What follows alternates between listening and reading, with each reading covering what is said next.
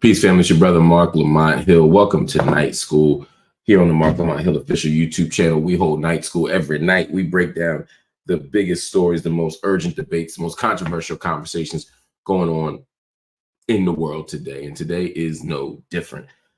I apologize, y'all. The timing of this has been crazy. We had a little Wi-Fi power outage, and so things weren't coming up. Then the sound wasn't working. It has been just a time. It's been completely out of our hands, but nevertheless, I appreciate your time, value your time, and don't want you to think that I don't value any of those things, because I do. Y'all are dope. Y'all are wonderful. Y'all are my family, and I'm so glad to be here with y'all. We're going to start off just with some shout outs, man. I want to thank everybody here who made this channel, who makes this channel what it is. I'm talking about the viewers out there. We got so many regular viewers,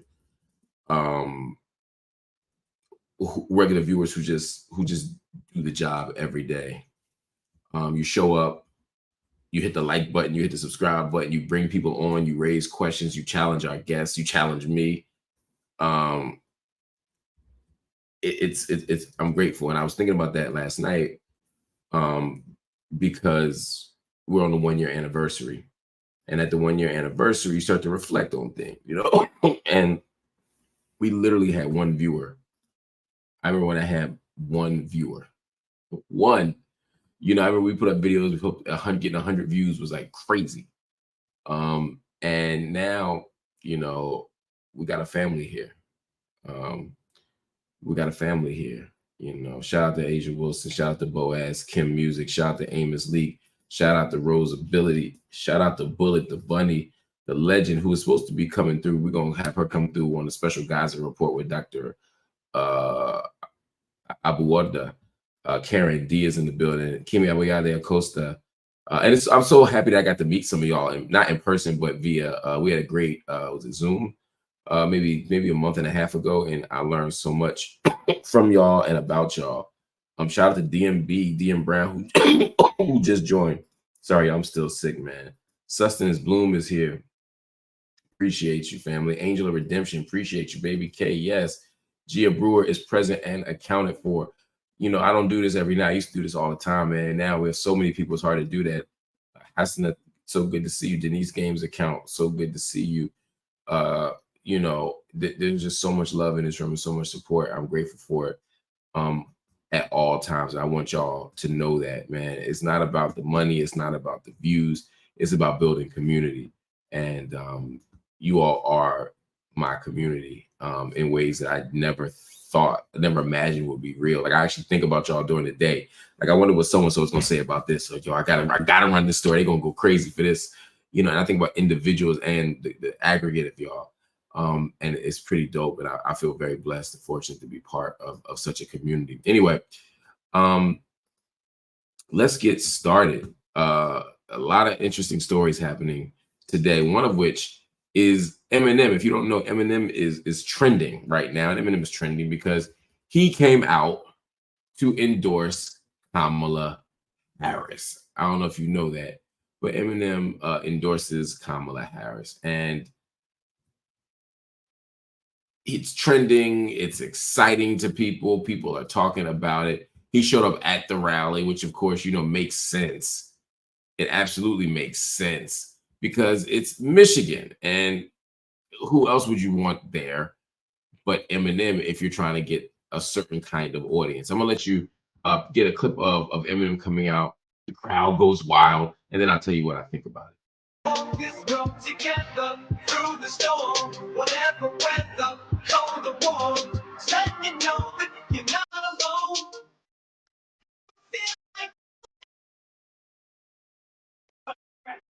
Have to rhyme these words in the rhythm for you to know it's a rap. You said you was king, you lied through your teeth. For that, your feelings instead of Detroit. What up, though? So look, I wrote down a few things I wanted to say. I love you too. Thank you. I'm here tonight for a couple of important reasons. As most of you know, the city of Detroit and the whole state of Michigan mean a lot to me. And going into this election, The spotlight is on us more than ever, and I think it's important to use your voice. So I'm encouraging everybody to get out and vote, please. I also think that people shouldn't be afraid to express their opinions. And I don't think anyone wants an America where people are worried about retribution or what people will do if you make your opinion known. I think Vice President Harris supports a future for this country where these freedoms and many others will be protected and upheld.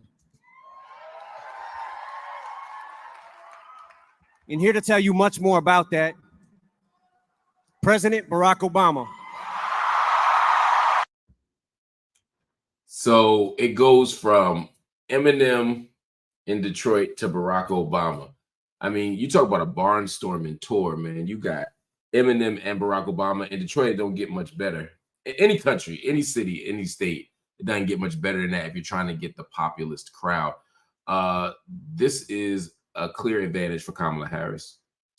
I mean, I did see, Trick come out for Donald Trump, but Eminem is another level. Just like she had Beyonce come out, another level. Megan Thee Stallion, big get. Oprah Winfrey, another level. We're going down a list of elites that are endorsing Kamala Harris, and this will play into a certain crowd. It will play into a certain audience. The question, it was two questions, right? One, will it get the voting block that she needs? And two, does it matter? I'm going to start with the does it matter, because that's what I really care about. It might matter in terms of the election outcome, but it shouldn't matter. Celebrity endorsements frustrate me because I find that they are typically not filled with any kind of analysis. They're not attached to any kind of principled argument or passionate argument for the person. They just become popularity contests. Who can get the bigger star? And of course, Democrats get bigger stars than Republicans in general. You'll get Kid Rock over here on the right, and you'll get Beyonce on the left, or Jay-Z. You'll get, Amber Rose on the right. You'll get Oprah on the left. I mean, it's not even close. It's not even close. You may get the billionaires on the right, but you're going to get the celebrities on the left. And yes, that energizes the young people. It excites people. It draws attention. I understand that. But it's a distraction from the real issue, because right now in Michigan, people don't have water. I need a plan for that. Right now in Michigan, people have water, but it's lead filled. I need a plan for that. Right now in Michigan, there are more than 200,000 Muslim voters who are registered who are not inclined to vote for Kamala Harris or Donald Trump, but definitely not Kamala Harris right now, because they feel that their issues and their feelings have been ignored. I need an answer for that. Right now, there are Arab voters all over the state, but especially in places like Dearborn and Ann Arbor, not to mention Detroit, who are sitting here saying, we stand in solidarity with our family in Palestine, in Syria, in Lebanon for sure, in Iraq, in Syria. We stand with them. And as you all continue to either bomb or endorse the bombing of our countries, we can't stand with you. I need an answer for that. But we've gotten none of that. Why deal with Gaza if you can just bring out Eminem? Why talk about fracking if you can just bring out Usher? This becomes the issue, the frustration that so many of us have, not just with Kamala Harris, but with everybody, is that these celebrity endorsements don't get at the core issue. It's just more of the same. Somebody like Ebony says, beyond Ebony says, who does Eminem appeal to really? Well, that's just it. It's a lot of it is voter awareness. It's the same thing like an advertising campaign. It's about voter awareness. It's about reminding people to vote. It's about exciting people to vote. It's about making a certain candidate cool, so you go out and pull that lever instead of staying home. I mean, there is value in getting these people here. I'm not saying Kamala Harris shouldn't use celebrity votes. I'm not saying Donald Trump shouldn't use celebrity votes. I'm just saying that as somebody who cares about these issues, I wish we could see more attachment, more attention devoted to that, the policy questions, and not just these celebrities. They take up way too much space. But then there's a strategic question. Can Kamala Harris win this election with these kinds of votes. I think the challenge is right now, there are sectors that are up in the air. You know, for her to win places like Michigan and Pennsylvania and Ohio, she's probably going to have to get 91% of the black vote, 90% of the black vote. Right now, she's going to get 85, 86% of the black vote, which is extraordinary. It's extraordinary. But you need to make sure 3 or 4 points. And I don't think Eminem moves the needle on that. I think that's where you're going to need a different approach, because you're going to have to get more black men. And Kamala Harris just unveiled a policy initiative, a set of policy initiatives for black men. Kamala Harris has a marketing campaign, even the balloon popping thing for black men. Some people like that approach. Some people hate that approach. But she is making a concerted effort to target black men. And I think the policy world is the best place to do it. She's talking about job access. She's talking about mental health, all these things, right? But there are some fundamental issues that we got to get at, and not just the domestic issues here. There are black men who say, wait a minute, we cannot have a genocide prosecuted in our names. We cannot have imperial wars prosecuted in our names. We won't stand for this. You got to have an answer. Now, are there people who are just going to say no to Kamala Harris because she's black and a woman? Absolutely. The Judge Joe Browns of the world, they ain't never going to rock with Kamala. That's just a fact. But there are other people who can make different choices. And again, I'm not endorsing Kamala Harris. I'm going to be very clear. I'm not endorsing Kamala Harris. I'm simply speaking about the strategy of it. And when you get to the third party, whether it's the Communist Party, whether it's the Socialist Party, whether it's the Green Party, in some ways, they have relied upon the celebrity vote. Not just in terms of endorsement, but the candidate themselves, right? I mean, there's a reason that, Cornel West was able to energize so many of us in the Green Party. We were excited about Cornel West. Because if you have a Cornel West, you have instant name recognition. I would argue more people knew Cornel West than J.D. Vance or Tim Walz. There's a way that Cornel West gets into the game, with a fight.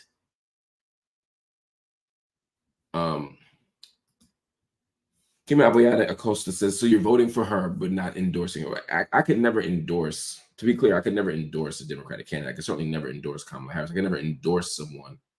And to me, endorsing is saying that I think this is a person whose politics I share, a person who I recommend.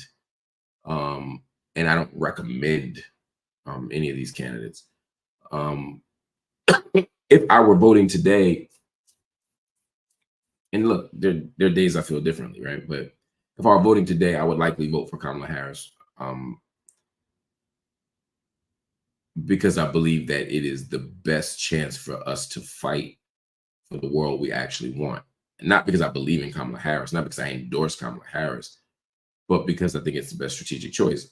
But every day that this genocide goes on, every day that I watch Lebanon get torn apart, it becomes increasingly difficult, even for strategic reasons, for me to make this decision. I keep in the back of my mind, I vote in Pennsylvania. I keep it in the back of my mind, Supreme Court. I think in the back of my mind, affirmative action. I think in the back of my mind, women's reproductive rights. I think in the back of my mind, how awful COVID was and how preventable many of those deaths were. And that's what keeps me in the position that I'm in. And it's a strategic tool. It's not an index of my radical politics. I don't think there's a candidate out here who can end a war. I don't think there's a choice we can make that'll stop the genocide in Gaza as such. So it's a challenge for me. And I'm absolutely conflicted. And I never stop being conflicted. And that's just the most honest, transparent answer I can give you. And I know some of y'all disagree with me on this. And I don't feel like I'm just right and y'all wrong. Sometimes I feel like that about certain things. This isn't one of them. This is the thing that I openly struggle with. And I just want to be honest about that.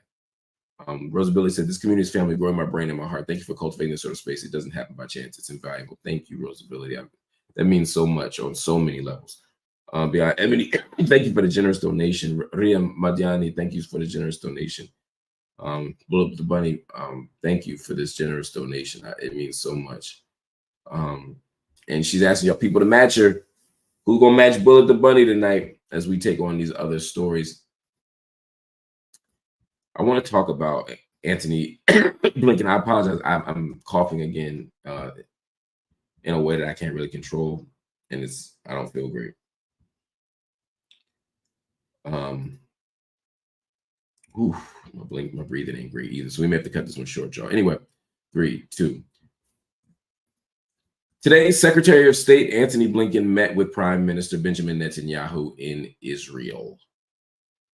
Blinken's visit was a kind of last-ditch effort to broker a ceasefire deal ahead of the U.S. election.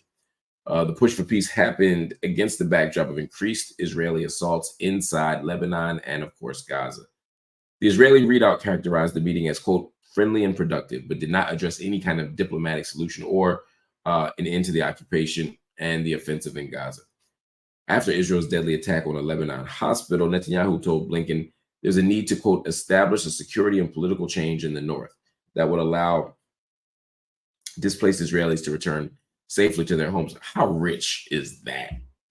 The urgency around returning Israelis to their homes, while almost all of Gaza, the 1.9 million out of 2.2 million, are displaced, probably permanently, is wild.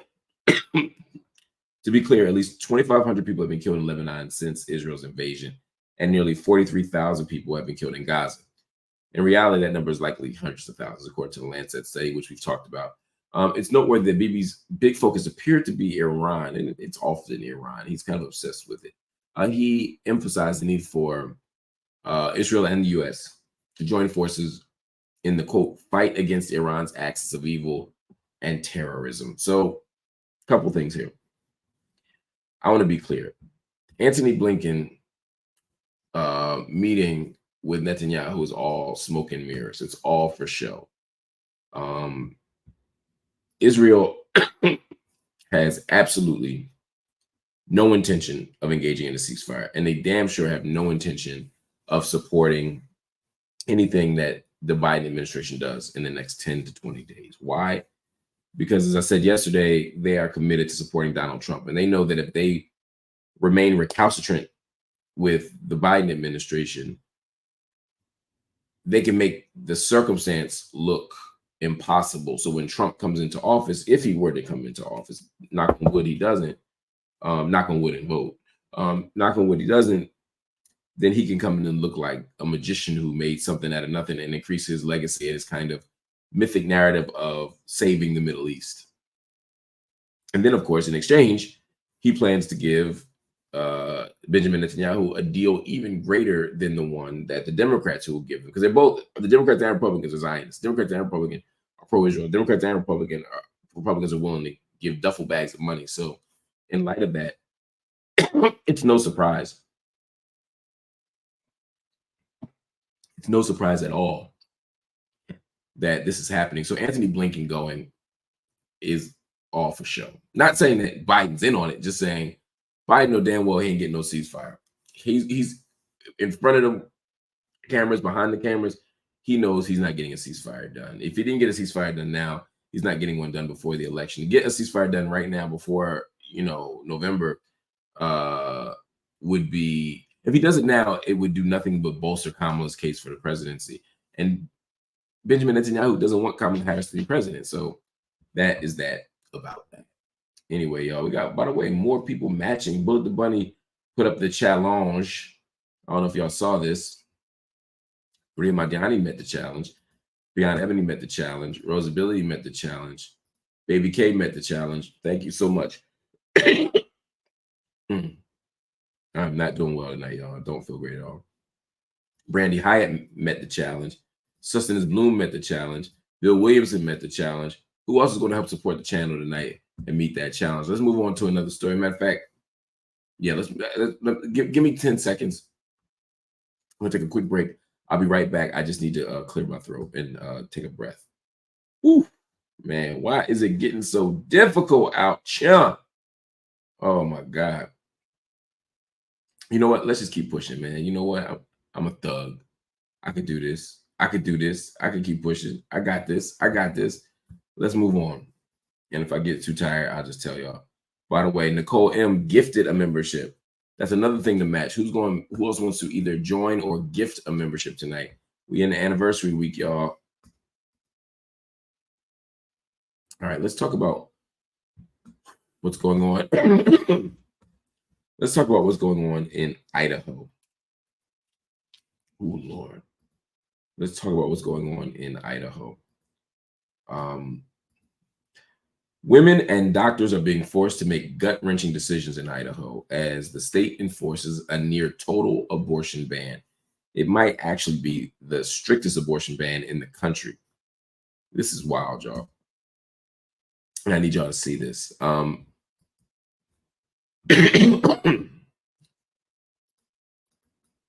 apologize. We're having a little tech again. It's not my night, y'all. Stay with me, though.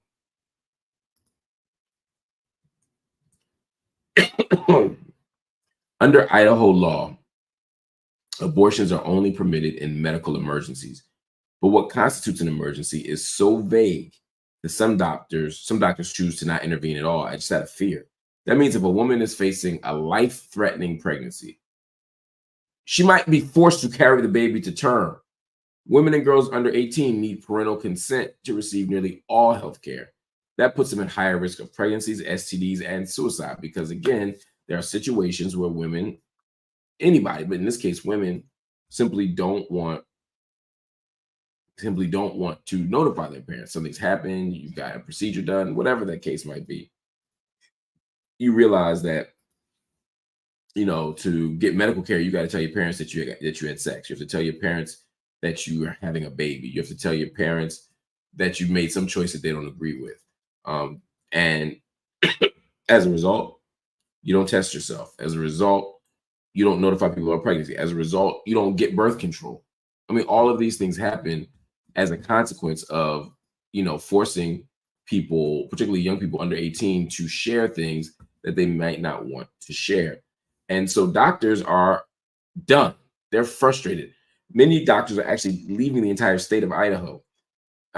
This is not exaggeration. 22% of obstetricians, for example, have left the state rather than work under the ban. More than 1 in 5 obstetricians are leaving Idaho rather than to deal with this. More than half of the state's 9 fetal medicine specialists have left or stopped working in the state full time.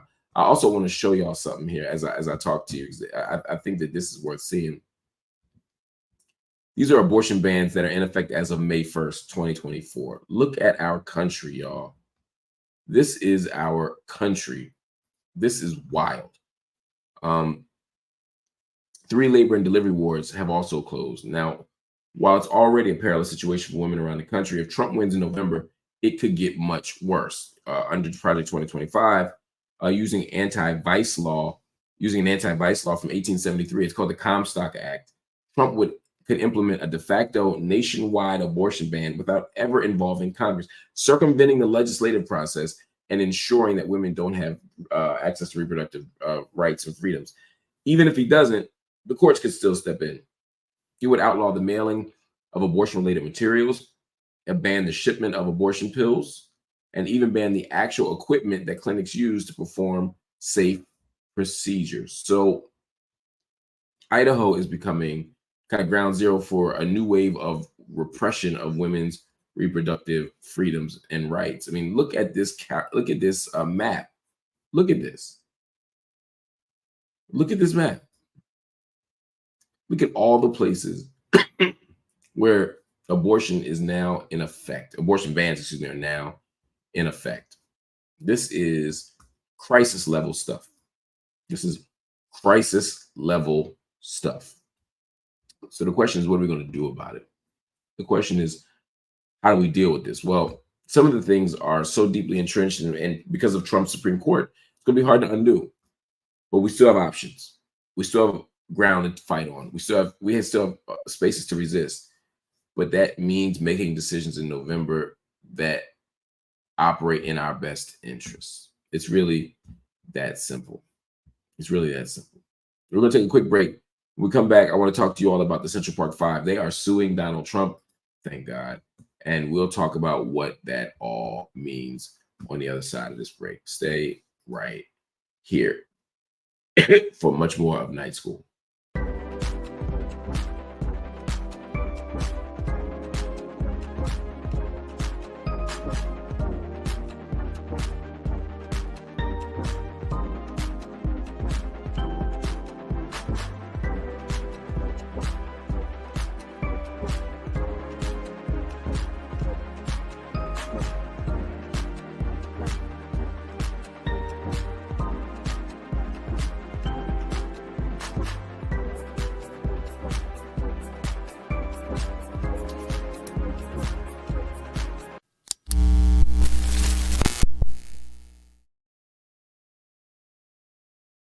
Welcome back to Night School. Donald J. Trump, your president, keeps coming back with more problems, more crises, more controversies. Well, here's another one that we're going to talk about. Before I get to it, if you're just joining us, jump in the chat. Let us know where you're from. Don't forget to hit all the buttons. I'm talking about subscribe to the channel by hitting the subscribe button, hit the like button on this YouTube network. Also share it on your social media and ask more people to join the Night School Classroom. Also go to Instagram and follow Night School MLH. That's our handle on Instagram. The link is posted in the description of this video and it'll take you directly to the page. All right. The exonerated, forgive me, I speak English, I promise. The exonerated Central Park Five filed a defamation lawsuit against former President Donald Trump. During the presidential debate, the one last month or so, which was watched by millions of people, Donald Trump claimed that the Central Park Five, now known as the Exonerated Five, murdered somebody. They said that they pled guilty, and this is shameful. I'm gonna give you some context. Vice President Kamala Harris had stood up and criticized him for going after the Central Park Five, for putting an ad in the paper calling for their, not just to be prosecuted, but for them to be executed, which ain't even how the law works. And Donald Trump defended himself, right? Donald Trump was asked if he regretted his decision, if he regretted how he handled it. And Donald Trump, being Donald Trump, of course, decided to double down on the bull jive and said, look, they admitted, they said they pled guilty. They said they pled guilty. And I said, well, they pled guilty. They badly hurt a person, killed a person ultimately, and they pled guilty. Then they pled not guilty. So Donald Trump is basically saying he went after the Central Park Five because they admitted it, they pled guilty, and somebody died and he had to think about it differently. Here's the problem. If you study the case, they didn't plead guilty. Second, nobody died. He's trying to justify calling for someone to be murdered by saying that, well, they did kill somebody. No, they didn't. But this becomes part of the problem. Donald Trump can just say things and he doesn't get called on it. He doesn't get challenged on it. Or by the time the correction comes, the public has moved on. So yeah, we can fact check him right now and show that that didn't happen, but it didn't matter. He was let off the hook at that moment from being caught in a lie. That's why you need live fact checking at the debates. But now there's another question, which is, why are they suing? Well, they're suing because he is willfully misrepresenting the facts. He is lying and he's slandering them. He just told millions of people that they are still guilty or raising at least questions about their innocence and lying and saying they killed somebody. I mean, they absolutely should sue. Now, how much money they'll get, I don't know. We saw Ms. Carroll get $90 million judgment from Donald Trump. So who knows what they'll get in reality, But Donald Trump needs to be held accountable. Donald Trump needs to be challenged. Donald Trump needs to be forced to reckon with the consequences of his actions. He needs to be reminded that he can't just lie on people or lie to people. This is not an unreasonable demand. And look, these young men some spent 7 years, some spent 10 years, I mean, when you talk about the amount of years these gentlemen spent in prison for something they didn't do, I can't stress that enough. For something that they didn't do. When you see that, it's hard for me to ever say, they got enough money. Yeah, they got 41 million from the city, split 5 ways, etc., etc. But I don't mind seeing Donald Trump, bled for more money because he is guilty. He deserves to be challenged. And honestly, losing these court fights is the only thing that helps him deal with his ego and his narcissism and his power hunger. So I ain't gonna lose no sleep over Donald Trump being sued. Shout out to the Central Park Five. Those are my brothers. I always stand in solidarity with you all. All right, let's talk Georgia. Georgia is such an interesting place, yo. More than I'm sorry. I'm not feeling great. I'm really trying to power through this, but it's getting hard to breathe. All right. The battleground state of Georgia has already been witness to record voter turnout. More than 1.5 million people have cast their ballots as of Monday. Now, Sunday, Vice President Kamala Harris visited 2 Atlanta area churches as part of a nationwide push known as Souls to the Polls. That's why you see these Black women laying hands on her. We've also seen Black preachers lay hands on Donald Trump in the past. I hate both scenes. I think they're both untoward ultimately. But anyway, Harris spoke to congregants at New Birth Missionary Baptist Church in Stonecrest and Divine Faith Ministries International in Jonesboro. Souls to the Polls is an effort led by the National Advisory Board of Black Faith Leaders. And the idea is rooted in the civil rights movement. The Reverend George Lee, a Black entrepreneur from Mississippi, if you've never heard of him, was killed by white supremacists in 1955. That same year Emmett Till was killed after he helped nearly 100 Black residents register to vote. The cemetery where Lee is buried has served as a polling place, and after services, buses took congregants straight to early polling places. First of all, shout out to these churches. When I see big churches, mega churches even, using their platforms and their power and their influence to do things that are relatively responsible, like getting people to vote, I honor them. I don't agree with all the shenanigans, all the gospels of prosperity, all that stuff that happened in too many churches. But when we get to the real churches, the ones that are really living that 7-day gospel, those that are really pushing to advance a social gospel. When I see that, man, I get so energized. I get so excited. So shout out to them for getting people to the polls. Now, I don't think churches should be in the business of telling people to vote for Kamala. Just like I don't think they should be in the business of telling people to vote for Trump. But I appreciate the energy here. But it's also important to note that 1.5 million people voting early bodes very well for Democrats in Georgia. It just does. Early voting is going to probably bode well for Democrats in Pennsylvania. But, it's important for no one to take this for granted.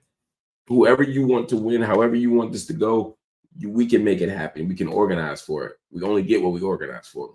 Register voters, organize voters, bring people to the polls. It's not enough to register them. Let's get them to the polls. And that way people can make healthy decisions. And I don't think about the presidency as the only thing. I'm talking about all these gubernatorial elections. I'm talking about all these Senate races. I'm talking about your local city council races. I'm talking about your mayor, your state reps, all of it. We should be part of all of it. So shout out to y'all for that. I gotta go, y'all. I do want to shout out to New York Liberty for winning the NBA championship. I had a whole story about it, but I'll talk about it tomorrow because I want to attach it to a bigger conversation about the collective bargaining. I'm just not feeling great and gotta go. But I appreciate y'all. I want to shout out all the people here who matched and exceeded my ask. Again, Nicole M made a gift. Rosability.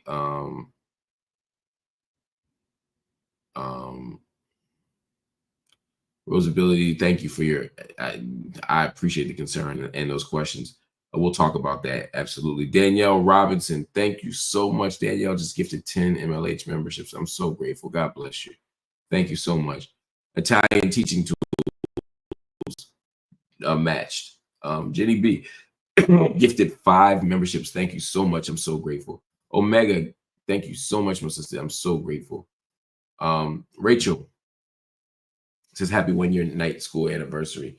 Professor, I'm beyond grateful for you and the rest of the family showing up here every night. Yo, I appreciate y'all so much. MJ, thank you so much for the $5 match. We're grateful. Amos Lee, thank you so much. And yes, I do accept money from Sigmas. I have no problem accepting it. I have no problem taking your money. Thank you so much. Love Jones, thank you so much. Apocalypse Meow, that's a dope title with a cat in it. Ropa, that's pretty fire. Todd Taylor, thank you. Jazz LP, thank you. Everybody, y'all so dope, and I love y'all so much. Thank you for watching Night School tonight. I'll keep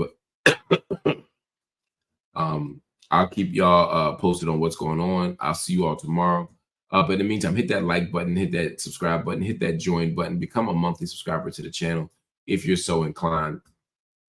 If not, feel welcome. In fact, we invite you, we ask you, not just invite you to, we ask you to make a one-time payment. Go to Cash App right now. Go to PayPal, go to Venmo, go to Zelle. I'm asking you all to please go to these platforms and drop something in to help us pay them bills, man. $1 is amazing. $1 million is amazing. And everything in the middle is also amazing. So feel free to give any of those numbers. But if everybody watching right now were to give $10, that's our ask. If everybody watching right now were to give $10, we would be able to meet our financial goals for the month. We would be able to do night school 9 to 5, office hours at 9 p.m., coffee and books 9 a.m., and the classroom to sell Sunday at 9 a.m. We could do all of that and pay editors and pay producers and put money down on the new studio. We could do all of it with your support. So please consider dropping something in the Cash App, the PayPal, the Venmo, or the Zelle, or just getting a membership, or purchasing a membership, or gifting a membership for somebody else. Anyway, family, that's it for tonight. I'll see you tomorrow. Peace.